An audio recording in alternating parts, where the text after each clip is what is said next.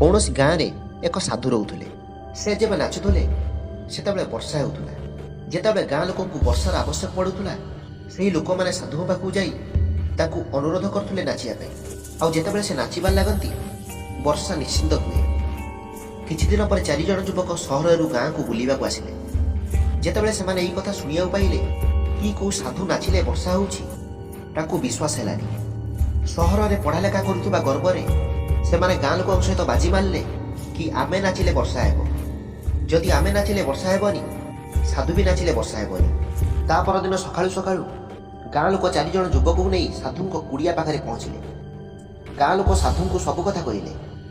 ତାପରେ ସେ ଯୁବକମାନେ ନାଚିବା ଆରମ୍ଭ କଲେ। ପ୍ରଥମ ଯୁବକ ନାଚିବା ଆରମ୍ଭ କଲା। ଅଧଘଣ୍ଟେ ବିତିଗଲା। ତାପରେ ପ୍ରଥମ ଯୁବକ ଥକି ଯାଇ ବସିଗଲା, କିନ୍ତୁ ବର୍ଷା ଟିକେ ବି ହେଲାନି। କିଛି ସମୟ ପରେ ଦ୍ୱିତୀୟ ଯୁବକ ନାଚିବା ଆରମ୍ଭ କଲା। ପାଖାପାଖି ଘଣ୍ଟେ ପରେ ସେ ବି ଥକି ବସିଗଲା। ବାକି 2 ଜଣ ଯୁବକ ବି ଏପରି କଲେ, କିନ୍ତୁ ବର୍ଷା ଟିକେ ବି ହେଲାନି। ଏବେ ସାଧୁଙ୍କ ପାଳି ଥିଲା।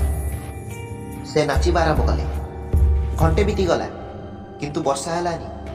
ଫିର୍ ବି ସାଧୁ ରହିଲେ ନାହିଁ, ସେହିପରି ନାଚି ଚାଲିଲେ। ନାଚୁ ନାଚୁ 2 ଘଣ୍ଟା ବି ବିତିଗଲା, କିନ୍ତୁ ବର୍ଷା ହେଲାନି। 4 ଘଣ୍ଟା ବିତିଗଲା, କିନ୍ତୁ ବର୍ଷା ହେଲାନି। କିନ୍ତୁ ସାଧୁ ତ ଅଟକିବାର ନାଁ ବି ନେଉନଥିଲେ। ଧୀରେ ଧୀରେ ସନ୍ଧ୍ୟା ହେବା ଆରମ୍ଭ ହେଲା। ସେତେବେଳେ ବାଦଲ ଗର୍ଜନର ଶବ୍ଦ ଶୁଭିଲା। କିଛି ସମୟ ପରେ ପ୍ରବଳ ବର୍ଷା ହେବାର ଲାଗିଲା। ଏହା ଦେଖି 4 ଜଣ ଯୁବକ ଆଶ୍ଚର୍ଯ୍ୟ ହୋଇଗଲେ, ଆଉ ସାଙ୍ଗେ ସାଙ୍ଗେ ସାଧୁଙ୍କୁ କ୍ଷମା ମାଗିଲେ। 4 ଜଣ ଯୁବକ ସାଧୁଙ୍କୁ ପଚାରିଲେ, ଏପରି କ'ଣ ପାଇଁ ହେଲା? ଆମେ ନାଚିଲୁ ବର୍ଷା ହେଲାନି, କିନ୍ତୁ ଆପଣ ନାଚିଲେ ବର୍ଷା ହେଲା। ସାଧୁ କହିଲେ, ଯେତେବେଳେ ମୁଁ ନାଚେ 2ଟା କଥା ଧ୍ୟାନ ଦିଏ।